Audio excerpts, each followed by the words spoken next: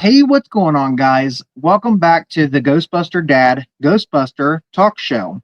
We're joined here today by Tony Cecere.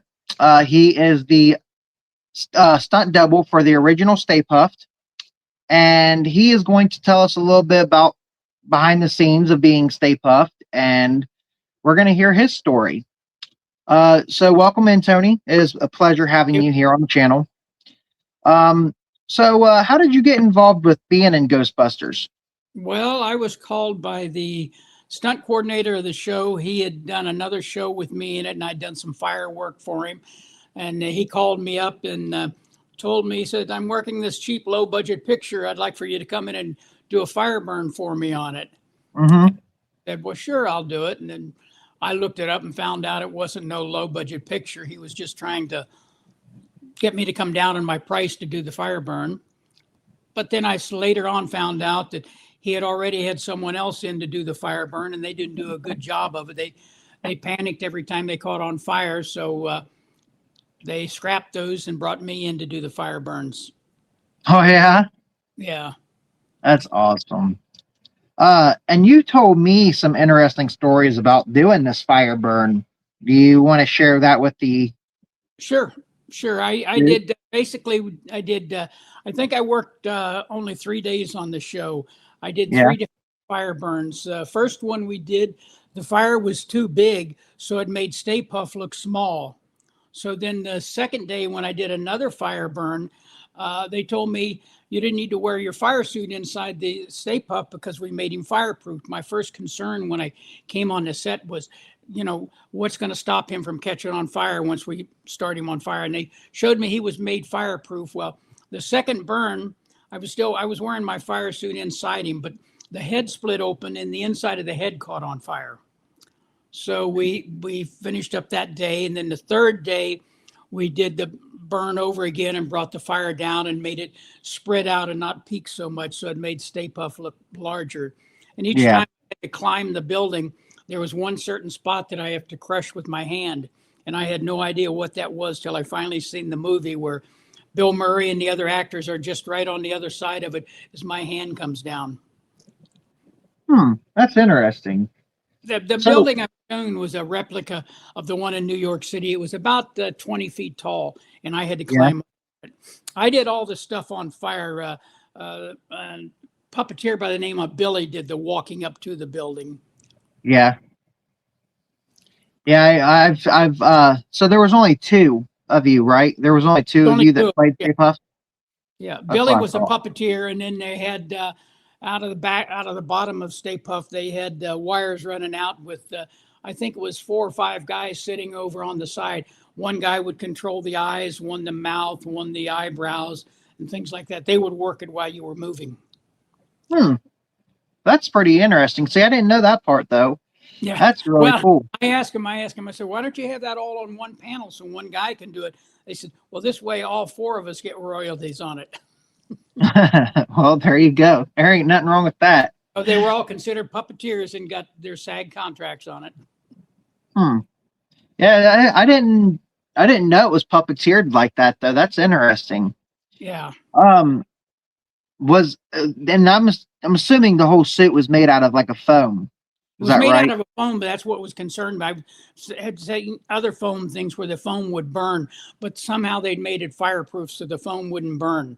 Unless you put, the only part that burned was the fuel that we put on it.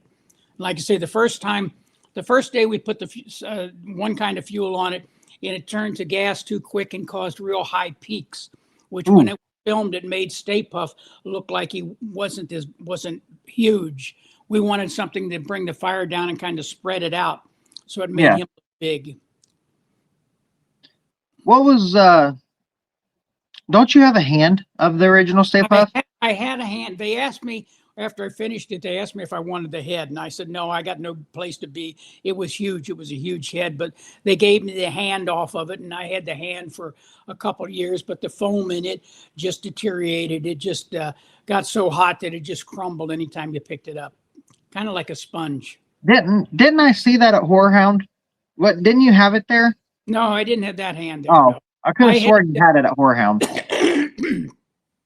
I had Freddy's head there, and I had. I remember I Freddy's did head. Yep. Freddy's head, and I also had the head that I did John Carpenter, the thing with it splits open. I had that head there, and then I had one of the masks to Scream. I doubled. I was a ghost one time in Scream too.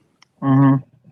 Yeah, you've done the Thing, you've done Freddy, you've done Scream, you've done a lot of different ones. Well, the same year I did Ghostbusters, I think that year I did 28 fire burns in different shows. Geez, that's insane. That's a lot of them. Yeah, yeah. So what would you say that one of your favorite moments of being in Ghostbusters would be? Oh, I guess the most memorable thing was when the head split open, because like we didn't anticipate anything like that. I mean, I just got up to do the regular burn, climbing up the building, and I got halfway up the building, and all of a sudden the head split open, and the inside of the head got caught on fire. And Yeah. I was wearing a hood and goggles, so I just said, "Hey guys, we got a problem here," and we stopped filming right then and took the suit off and put the fire out. It was glue on the inside of the head that was burning. It wasn't the rubber itself. Yeah, I remember you telling me all about that, man. That's insane. That's crazy. I'm just glad that you were okay in that situation. Yeah, because well, that's what comes from experience in the movie industry. They told me I didn't need to wear my fire suit. I said, listen, I will feel better with my fire suit. I've had more times that people said you didn't need it, and I'm glad I had it on. Yeah. Exactly, and that's probably the best way to go, especially because you never know what can happen. That's true. And it's very scary. I'm actually going to be getting with Jason, and I'm about to be getting into some of his movies and stuff. Jason, so is that Jason, the one that's in our Ghostbuster group? Oh, okay. He's the one that owns the stores. Oh, okay. Yes, I remember Jason. Yes. Yep. So yeah, he's about to start making movies and stuff, and he wants me to be in them. So. Oh, good for him. Oh. Yep. Where's he going to make them local around here? I believe so. I think he's going to be doing it around the Dayton, Cincinnati, stuff like that area. So. Well, you know, Roger Corman's idea of making horror pictures is taking a bunch of kids out to the desert and finding a motel and staying there till they're all dead except for one. And you got that one so you can come back with a sequel. Yeah, that's when I started, I had no idea what Ghostbusters was about. I didn't get a script. Really? I wasn't told anything. I didn't even know who the actors were at first.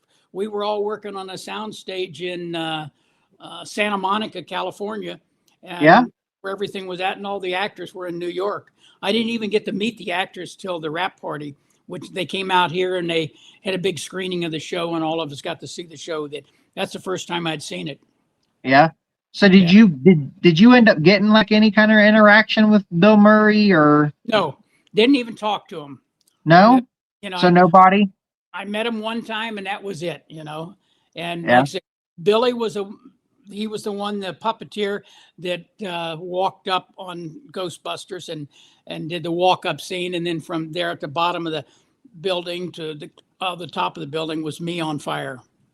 Oh, okay. And you didn't even get to interact with the original Stay Puft either. No, I don't think Billy actually got to talk to any of the actors either, because he was on the same downstage where I was at. Yeah.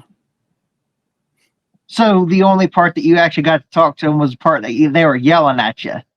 Yeah. That's funny.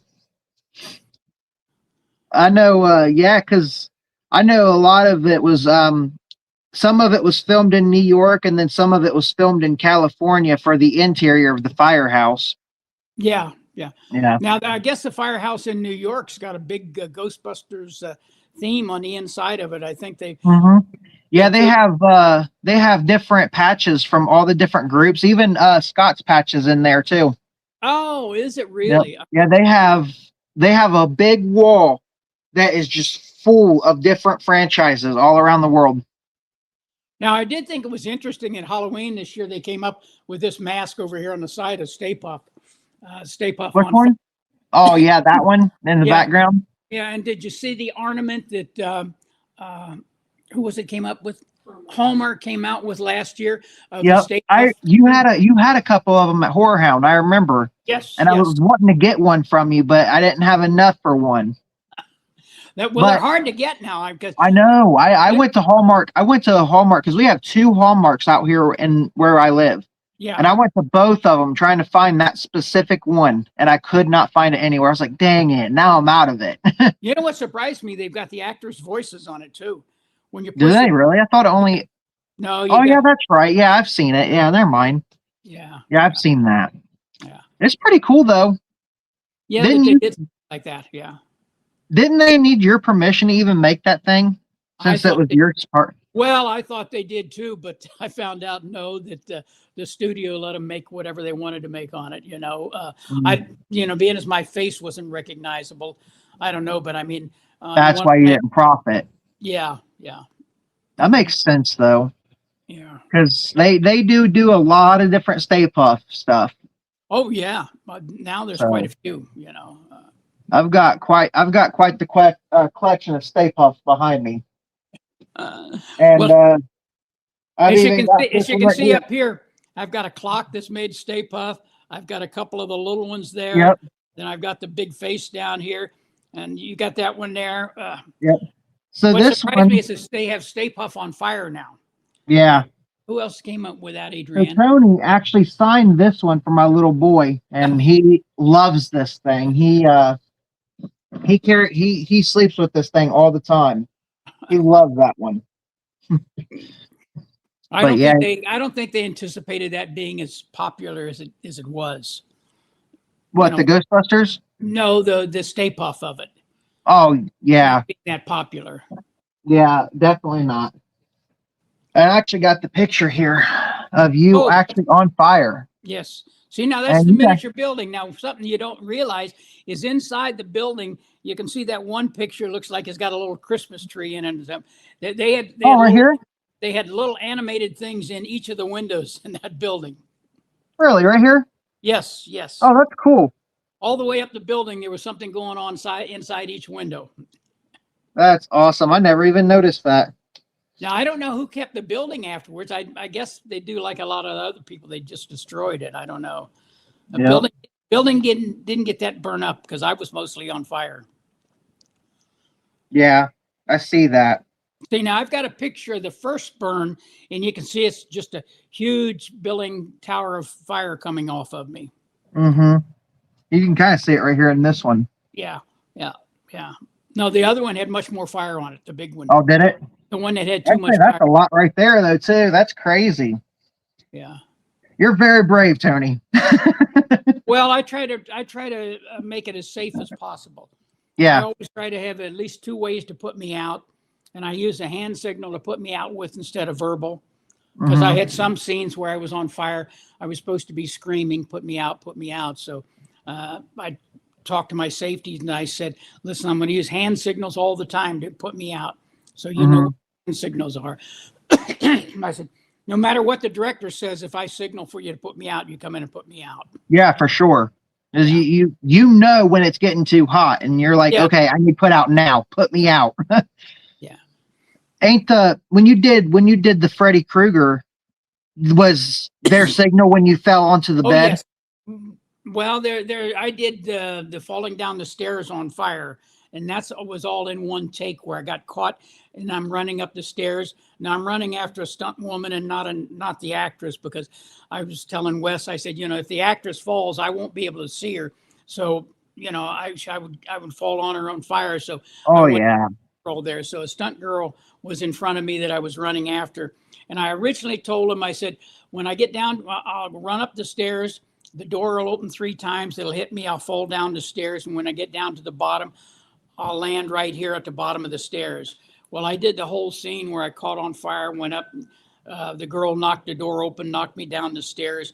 When I got down to this bottom of the stairs, I still had some time left. I didn't feel that hot burning. So I got up and started back up the stairs. And I got halfway up the stairs and remembered, no, there's nobody up there to put me out. So I stopped halfway up the stairs and they came in and put me out. Oh, wow. And the one you're talking about on the bed, when I was on the bed, first of all, the same stunt girl comes in and hits me with a chair. And after she hits me with a chair, a stunt double for the father comes in and throws a blanket over top of me. And I told him, I said, once I go out, give me a 3 beat and then come in and make sure I'm out. Right. And then, like I say, I usually have 2 ways. I either have fire extinguishers and I have wet blankets to put me out on. You never like to rely on one. I had one time when we pulled the plug on a fire extinguisher and nothing came out. Oh, Jesus. That's why you That's want 2 scary. ways to get put out. Yeah. That's scary. I can only imagine it not working. I would be terrified, honestly. So how did the team handle your heat in Ghostbusters? Like when it actually did they just pull the mask off of you and just Oh, it wasn't a mask. It was a huge head. It was like well, this yeah, big. that's what I meant, like huge head. Yeah, yeah. They And just I threw did, it off of you and they pulled it. Well, it was split in half. They took it off in 2 pieces. And then I Jeez. went through. I think they only had 3 Stay Puffs, and by the time we finished, I did all 3 of them. You know, because So there was only 3 for you, and then there was the other one for the other guy. I think I'm not sure if they had more or if they waited till after the end because they'd already shot Billy's stuff and brought me in to do the last stuff. Oh, really? Yeah, yeah. Matter of fact, Billy was there when I was doing it because I think he was upset that they didn't let him do it, but he had never done any fire stuff before. I've got a shot of Billy standing there with me getting ready to do it. Yeah, I can only imagine, like, if it was definitely his first time and something like that happened to him, he would have probably freaked out. Oh, yeah, yeah. For sure.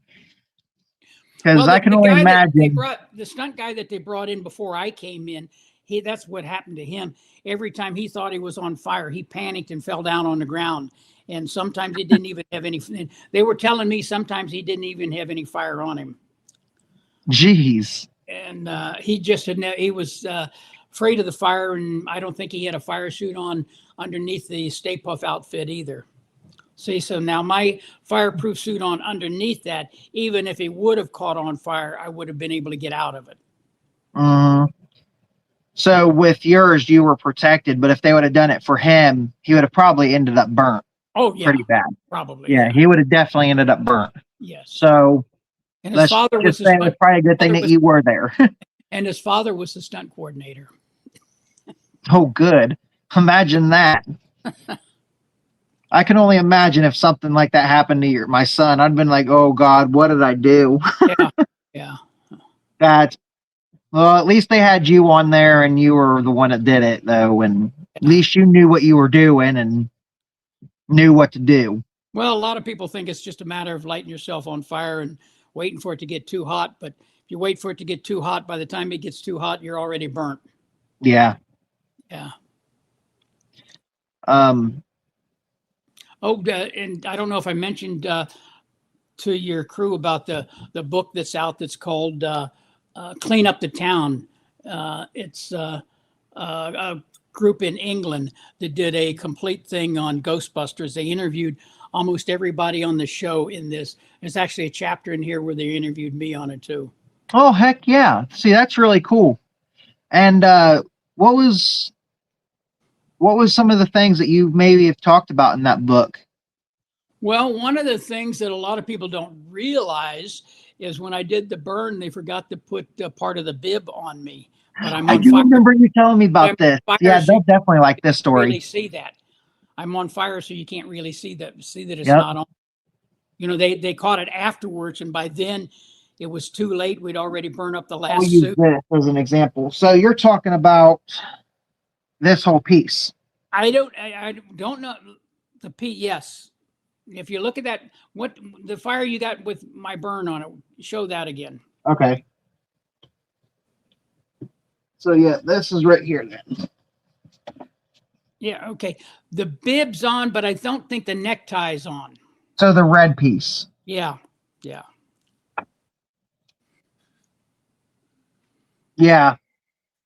I think it was the red piece that you told me about that wasn't on and they forgot to.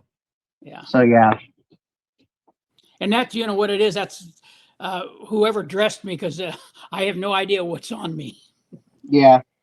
So yeah, what he's saying is he's missing this piece right here, this part. Yeah. Which is crazy because you can't even really tell. No. Like unless you're like this up to the screen, you can't tell. So it's definitely something that you don't notice unless like that's exactly why I want to do this kind of stuff with some of the actors and stuff that was in it, because if it wasn't for you telling the story, nobody would ever know anything like that. Like, holy crap, I've never noticed that. It's just like in the book, one of the effects guys definitely says, I used oxygen. Well, I used oxygen in the first burn, but in the second burns, I didn't. I had a tube that I was breathing out of. But you did mention, so was the head like an animatronic as well? Oh, so yes, when they were, it had wires running out of it for the eyes, for the smile, and for the eyebrows. So that's how they changed his facial look, is he's going up the building. And this was in all three? Yes. Oh, I can only imagine if that would have really hurt you. That would have been very bad. Oh, yeah.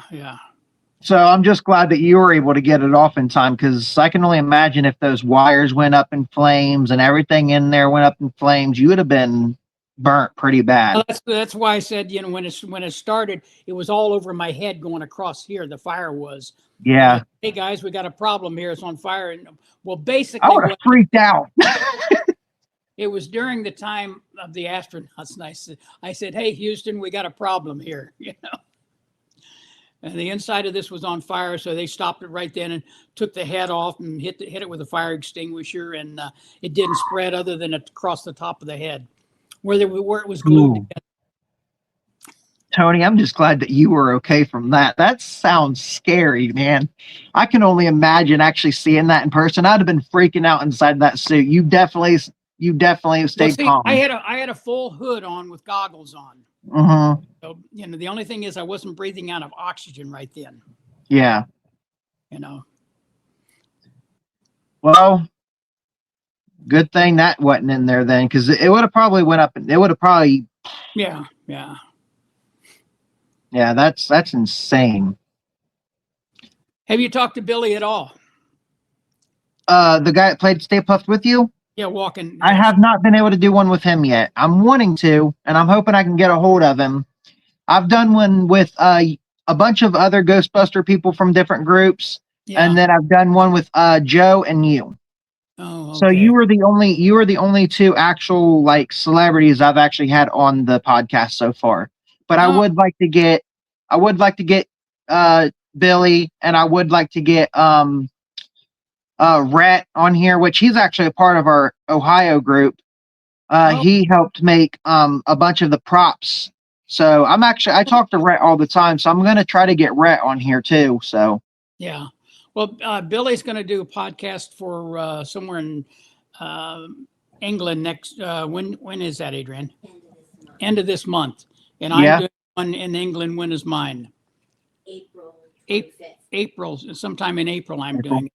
But I'm going over to do a horror convention in March. It's going to be the beginning of April. Beginning of April, I'll be in. I'm beginning going of to April. Manchester and doing one. Yeah. Yeah. So what's that? What are you excited to do? Something like that?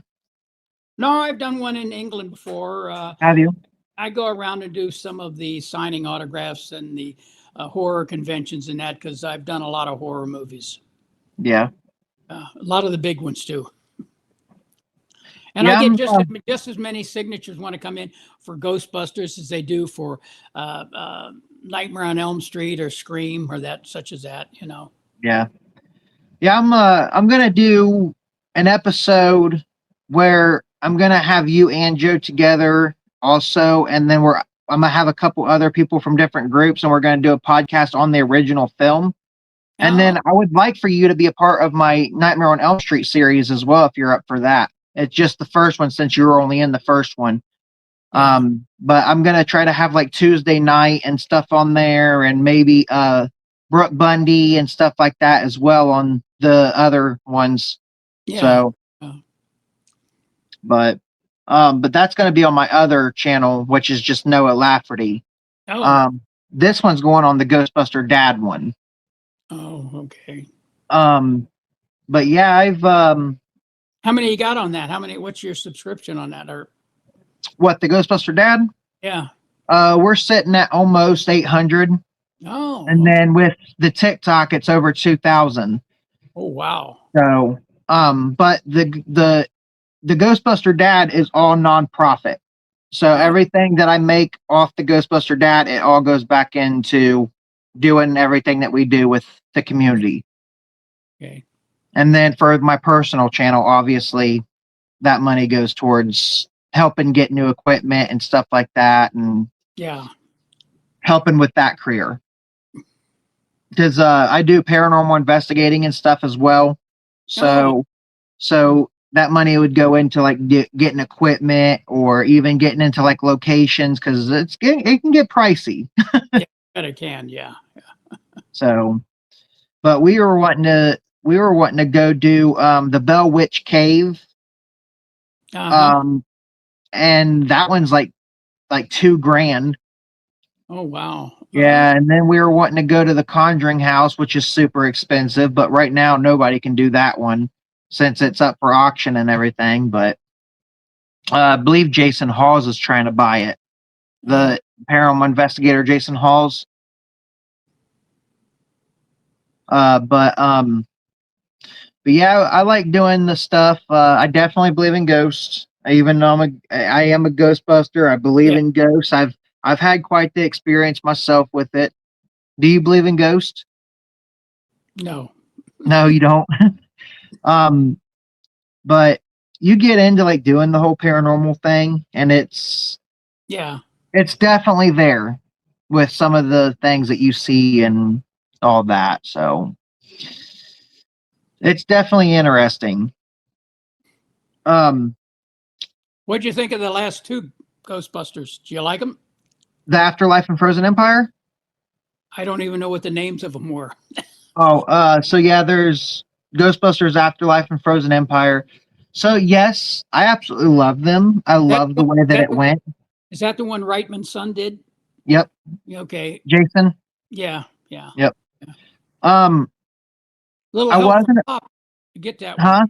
Little help from Pop probably to get that one. Oh yeah, for Afterlife definitely. I wasn't a big fan of the 2016 one. Neither was Reitman. They said they were going to treat the third one like the second one didn't even exist. Yeah. See, I wasn't a big fan of the 2016 due to the fact of where they went with it. I feel like if they would have made it a part of the franchise, kind of like how we do, like with all the different communities around the world, and we all still do what we have to do and still represent as the original crew, it would have been different.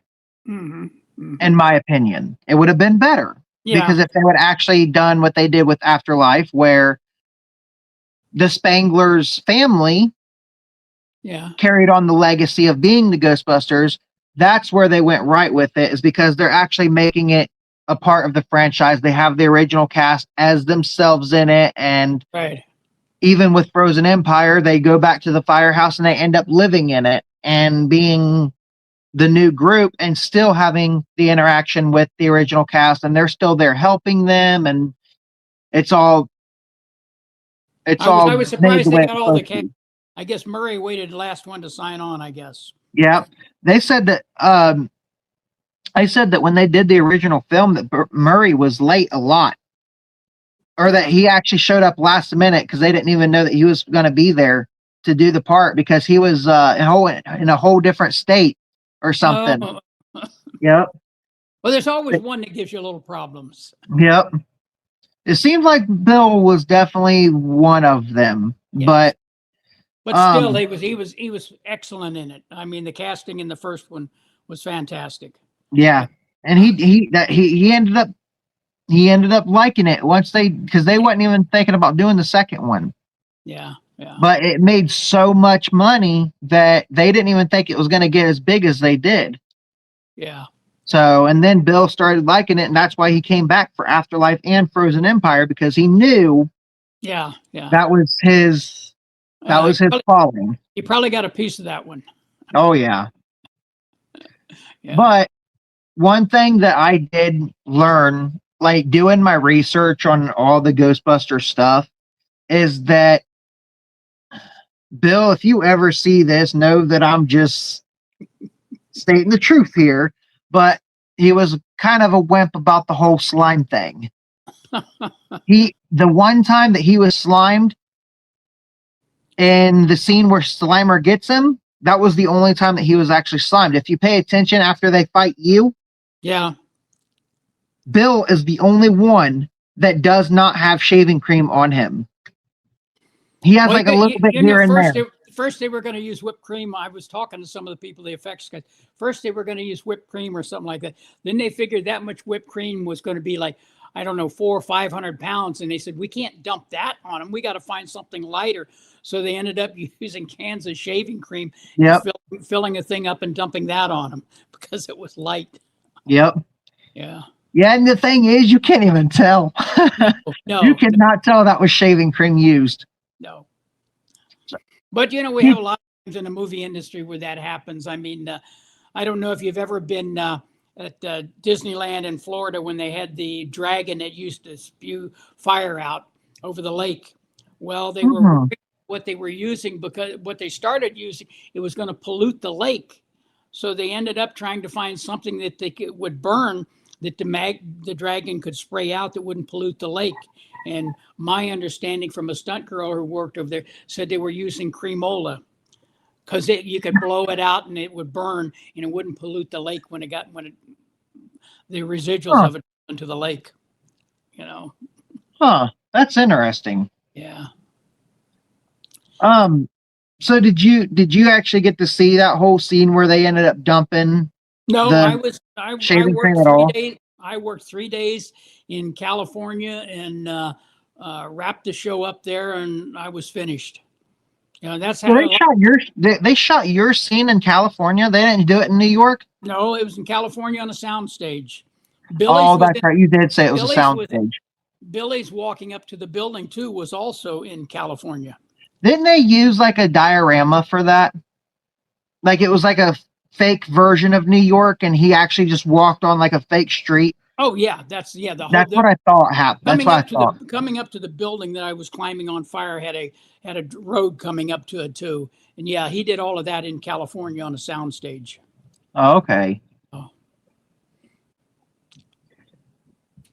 After seeing your stuff like in action in the movie, what was your response to it all? Like, did you like it? No, I was amazed. I was amazed how much it cut into the real building in New York, and how much you really thought I was in New York at that building there.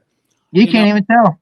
One of the things that sold it to me is, like I said, when my hand crushes this thing, it had to crush this thing. All 3 times I did it, it was made out of a soft, porous rock type where my hand comes and crushes something. And then all of a sudden you got the 3 actors just on the other side of it that run out of the way just as my hand crushes that. That sold it that it was all one piece and all right there together. Yeah. Yeah, you can't even tell that thing was made out of foam. It actually looked like it was a big marshmallow man too. Yeah, it did. Really did. Yeah. Filmed very good. Yeah. Yeah. For even being a low budget film.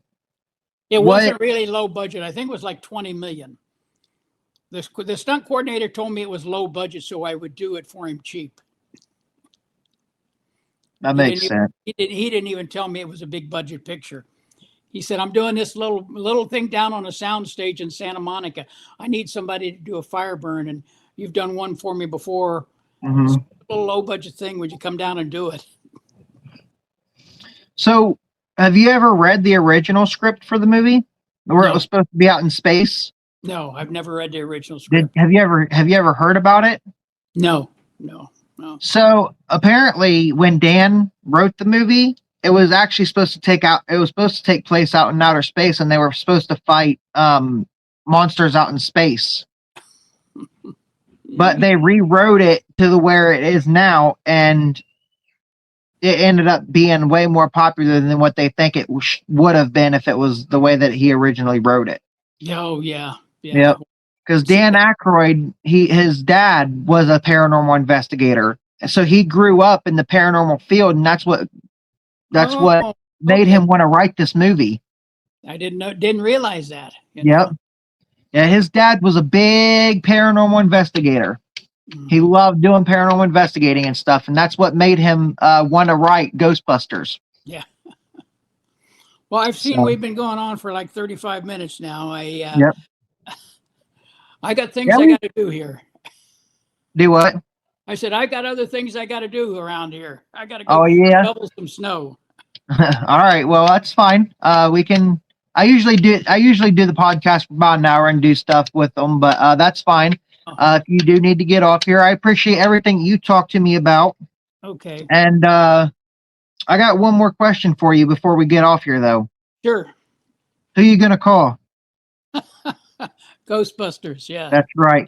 Well, okay. Tony, it has been absolute pleasure having you on here, and I cannot wait to have you on here for the Nightmare on Elm Street, man. I'm really excited to hear your story about that stuff as well. I'm hoping this year to be at Horror Hound in Cincinnati, but I haven't got a confirmation on that yet. So, yeah. Would that be in March? Yes. Okay. Yes. You're going to be there? I am planning on being there. So if I can get on the list for it soon enough, I will be there for that one. Okay. Okay. But it has been an absolute pleasure. I appreciate you coming on here and talking with me. So you're welcome. Thank you. It's very nice talking to you too. I appreciate you, Tony. You guys have a good night. Okay, you too. Bye now. Bye now. Well, guys, if you enjoyed this episode, please give this video a like. And please consider subscribing to the channel if you're not already. And I will see you right back here in the next video. Much love from the Ghostbuster Dad. Always remember, have a ghost busting day. Peace.